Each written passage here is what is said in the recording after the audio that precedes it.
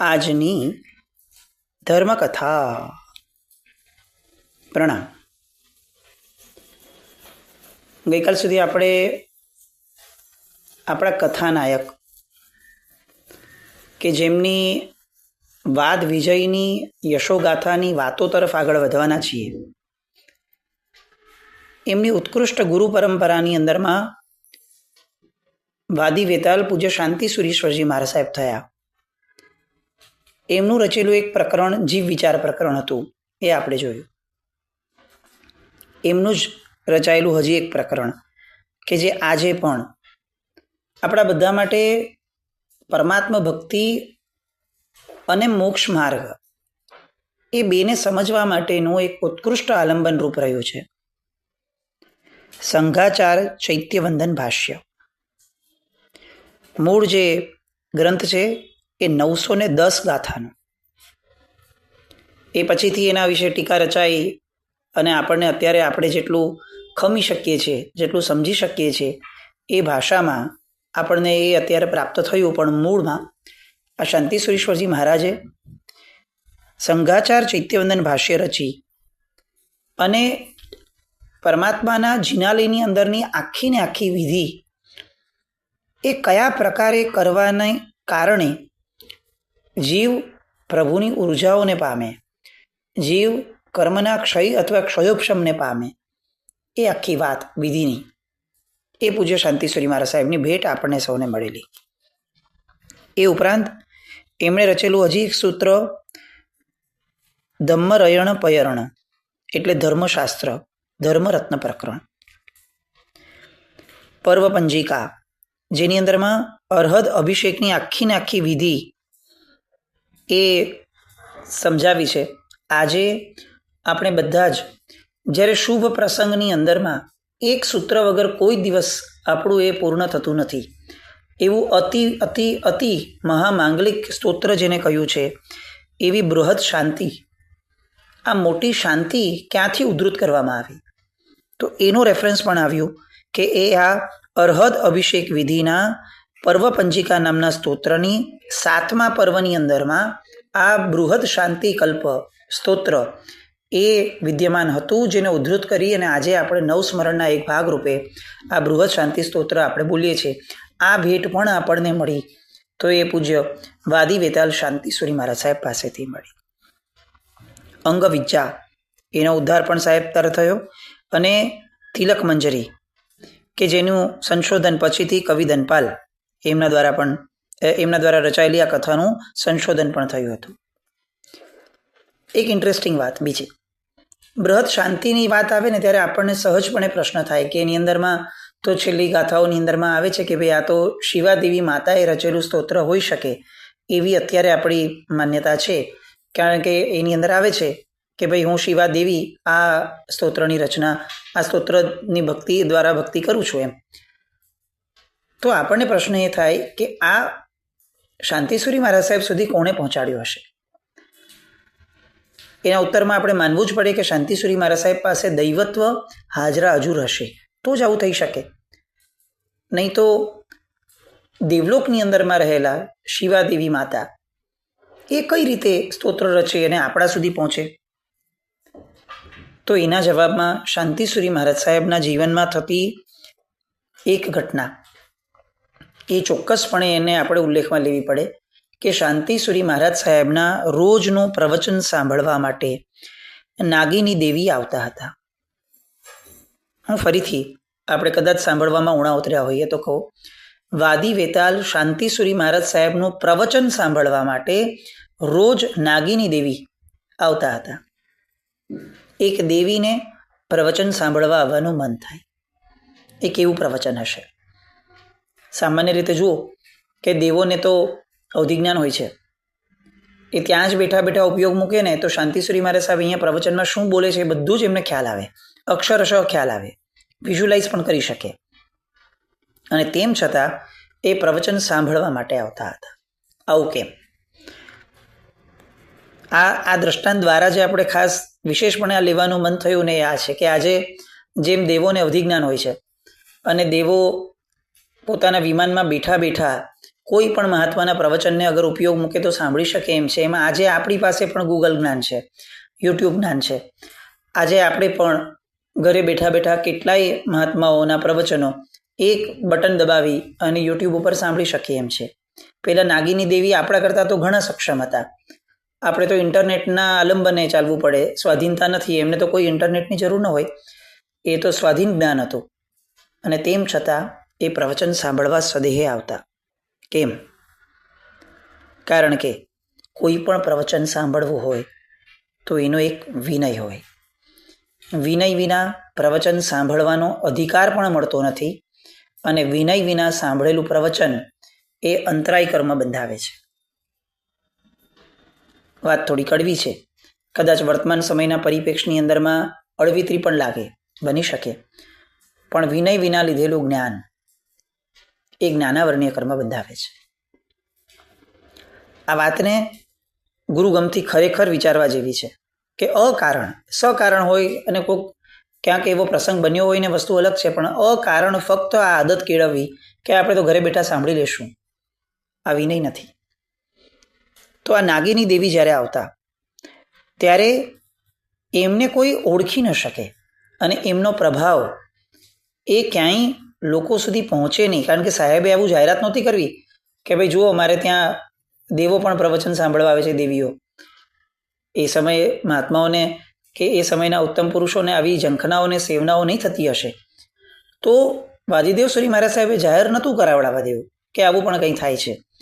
અને બીજું, એ નાગિની દેવી આવે તો સામાન્ય માણસોની ઉર્જાઓ જે દેવો સહન ન કરી શકે સામાન્યથી, એ પણ એમને ખલેલ ન પહોંચાડે, એમને પણ કોઈ બાધ ન આવે. એટલા માટે રોજ વાદીદેવ શ્રી મહારાજ સાહેબ એક બાજોઠ ઉપર વાસક્ષેપ કરતા અને એ બાજોઠ ઉપર આ નાગિની દેવી બેસતા. આ ક્રમ વર્ષો સુધી ચાલતો આવ્યો. એક દિવસ એવું થયું કે શાંતિશ્રી મહારાજ એ ત્યાં વાસક્ષેપ કરવાનું ભૂલી ગયા. નાગિની દેવી આવ્યા. એ દિવસનું પ્રવચન પૂરું થયું અને પ્રવચન પૂર્ણ થયા બાદ નાગિની દેવીએ બહુ જ વિનયપૂર્વક પૂજ્યશ્રીને કહ્યું કે સાહેબ, હવે આપ 6 મહિના જીવશો. આપનું આયુષ્ય એ 6 મહિનાનું બચ્યું છે. આ વાતના છે ને રેફરન્સ પણ આપણને ઘણા મળે. આપણે જુઓ કેટલાય દ્રષ્ટાંતો આપણે એવા સાંભળ્યા હશે કે જેમાં કોઈ વ્યક્તિ કંઈક ભૂલી જાય એટલે તરત એને પોતાને રિયલાઇઝ થાય કે અચ્છા મારું આયુષ્ય ઘટી ગયું લાગે છે. કેમ? કારણ કે મારો મતિજ્ઞાનનો ક્ષયોક્ષમ જો ઘટ્યો એનો મતલબ કે મારું આયુષ્ય હવે બહુ ઓછું બાકી હશે.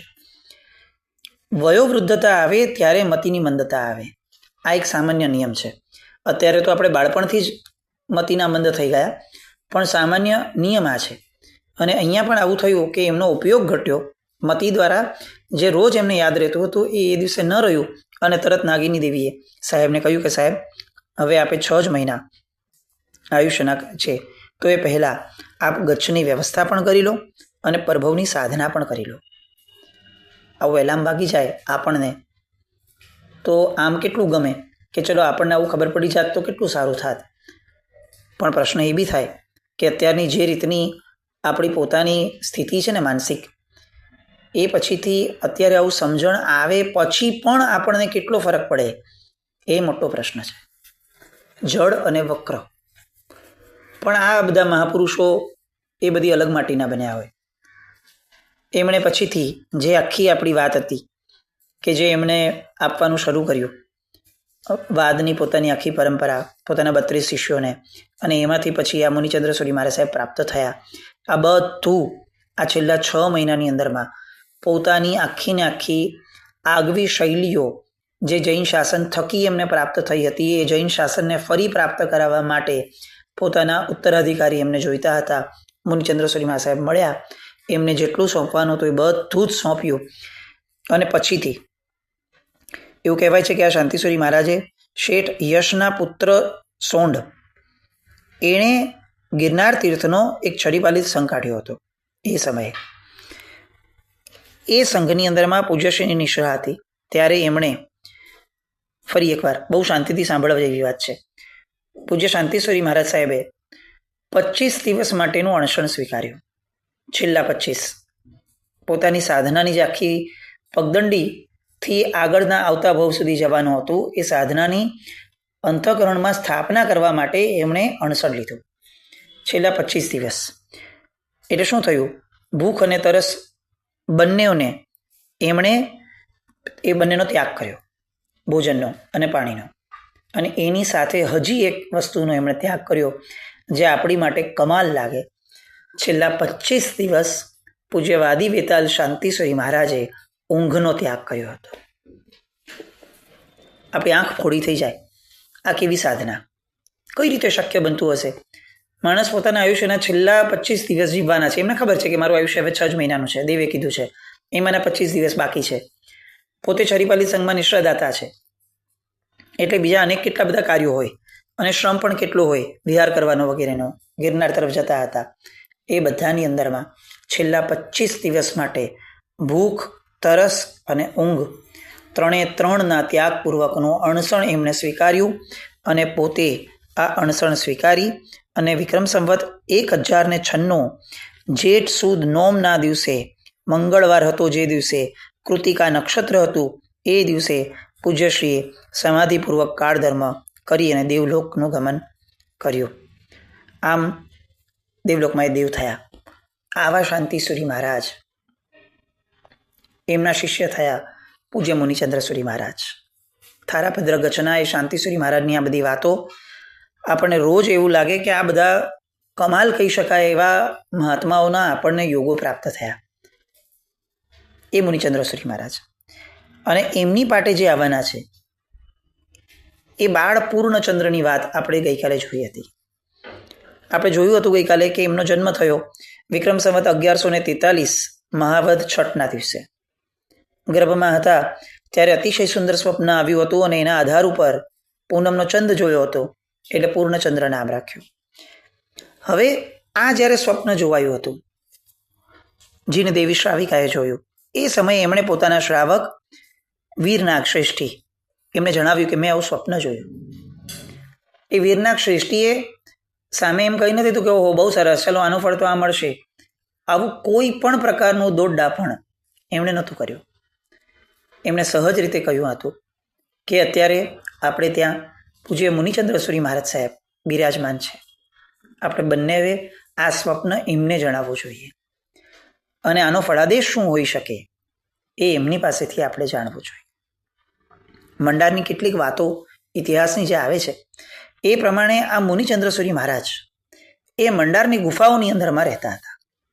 આપણે ગઈકાલે કેટલુંક જોયું કે મણિભદ્રજીની જે ગુફા અત્યારે, જે મંદિર છે, જે અત્યારે મંડાર દેવીના નામે પૂજાય છે, એ આખું ક્ષેત્ર અને ત્યાં ગુફાઓ, આમાં મુનિચંદ્રસુરી મહારાજ સાહેબ એ વસવાટ કરતા. આમ પણ એ સમય ઉપાશ્રયને પૌષદ શાળાઓનો નહોતો, એટલે મહાપુરુષો, મહાત્માઓ એ આવી રીતના કોઈ પણ ઉદ્યાન છે કે ગુફાઓ છે એની અંદર વસવાટ કરતા. અને એમાં પણ સાધના કરવાની હોય જેમને, એમની માટે ગુફાઓ એ શ્રેષ્ઠતમ અનુકૂળ સ્થાન રહેતું. તો આ મુનિચંદ્રસુરી મહારાજ સાહેબ એ મંડારની અંદરમાં એ સમયે વિદ્યમાન હતા અને એમણે એ સમયે ત્યાં આ વીરનાગ શ્રેષ્ઠીને અને જીને દેવી શ્રાવિકાને જણાવ્યું હતું કે આ જે સ્વપ્ન આવ્યું છે એના ફળ સ્વરૂપે તમને અત્યંત રૂપવંત, બુદ્ધિમાન, પ્રતિભાશાળી અને તમારા કુળને ઉજમાડ કરે એવો એક બાળક તમને પ્રાપ્ત થશે. આ સ્વપ્નફળ પણ મુનિચંદ્રસુરી મહારાજ સાહેબે ભાખેલું. 7-8 વર્ષ થયા. એના સંસ્કરણની બાબતમાં બંને જણા ખૂબ અત્યંત એક ચીવટપૂર્વક આગળ વધતા હતા. કેમ? કારણ કે આ બ્લેસ્ડ પુત્ર છે. જ્યારે આપણને ખબર પડે કે આ આવનારું બાળક કંઈ ઉત્તમતા લઈને આવ્યું છે, તો એના ઉછેર પાછળ આપણો બધો ભોગ કેટલો વિશિષ્ટ થાય અને કેટલો ઉપયોગપૂર્વકનો થાય.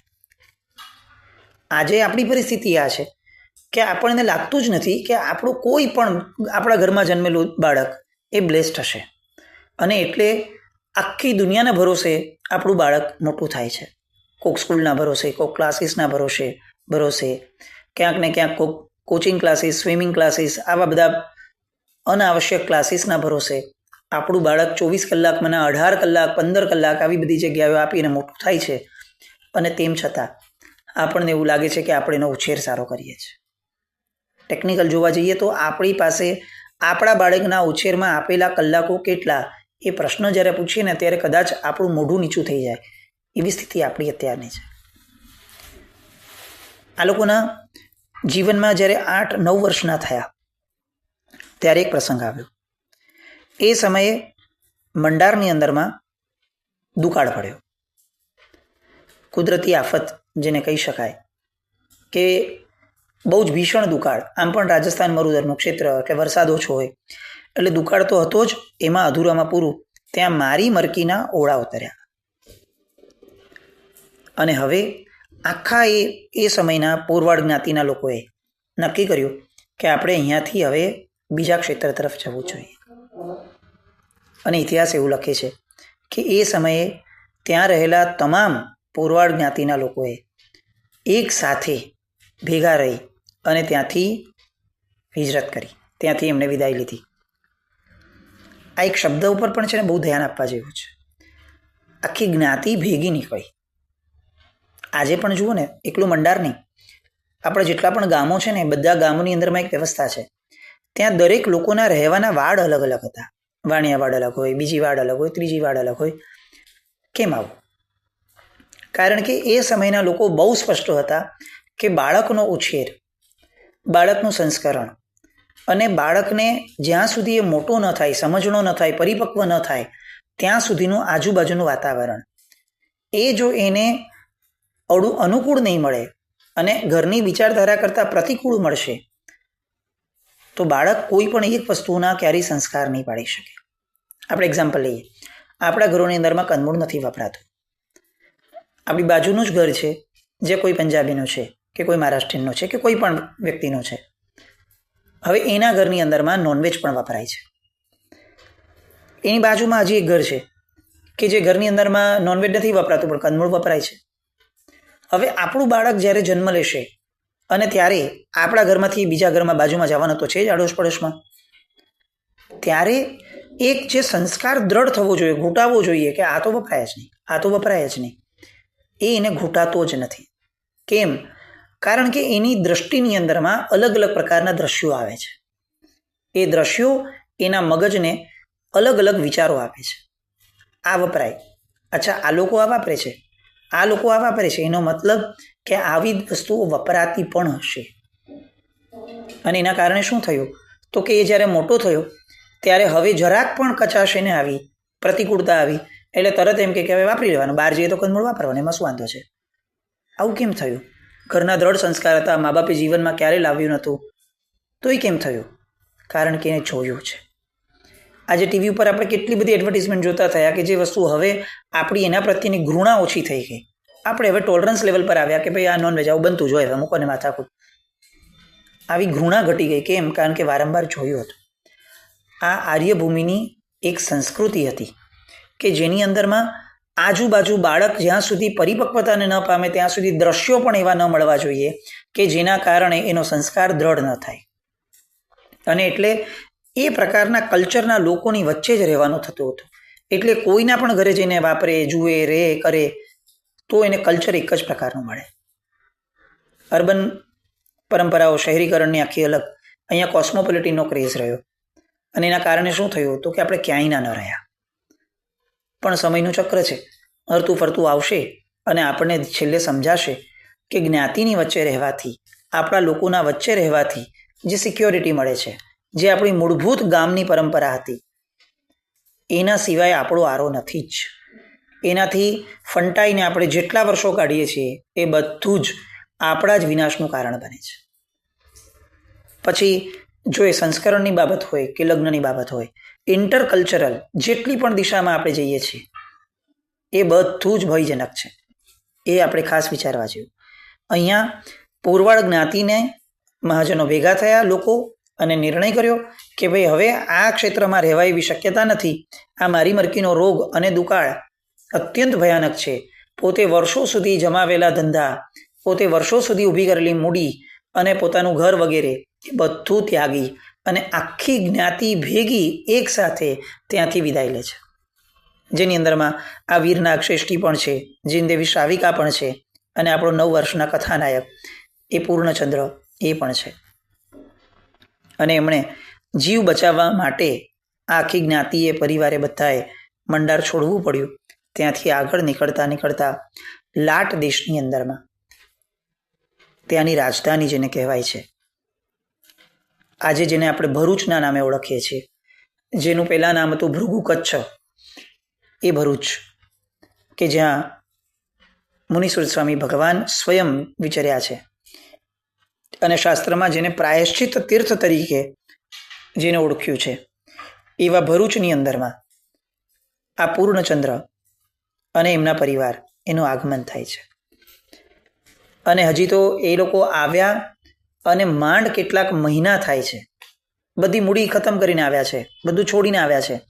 એટલે હવે નવેસરથી એકડો એક ઘૂંટવાનો છે. કમાવાની આખી ને આખી પદ્ધતિ જ નવેસરથી શરૂ થશે. અને હવે આ બાળક જ્યારે કમાવવા નીકળે છે, 9-10 વર્ષનો બાળક, અને જ્યારે ફેરી કરે છે ત્યારે અચાનક પુણ્ય એની ચાડી ખાય છે. અને એનું પુણ્ય, જગારા મારતું પુણ્ય, એ એવું કંઈક સર્જે છે કે જે જોવા માટે આખું ને આખું ભરૂચ ભેગું થવાનું છે. 10-11 વર્ષનો બાળક, 9-10 વર્ષનો બાળક કંઈક એવું પરાક્રમ કરવાનો કે જેના કારણે આખું ભૃગુ કચ્છ ઘરે ઘરમાં લોકોના દરેકના જણના મોઢામાં આ બાળકની વાત આવવાની, પૂર્ણચંદ્રની. એ શું થાય છે એ જો આવતીકાલે ફરીથી મળીએ. જી નાગના કંઈ પણ બોલાય તો મિચ્છામિ દુક્કડમ. જય નમ જયતિ શાસન.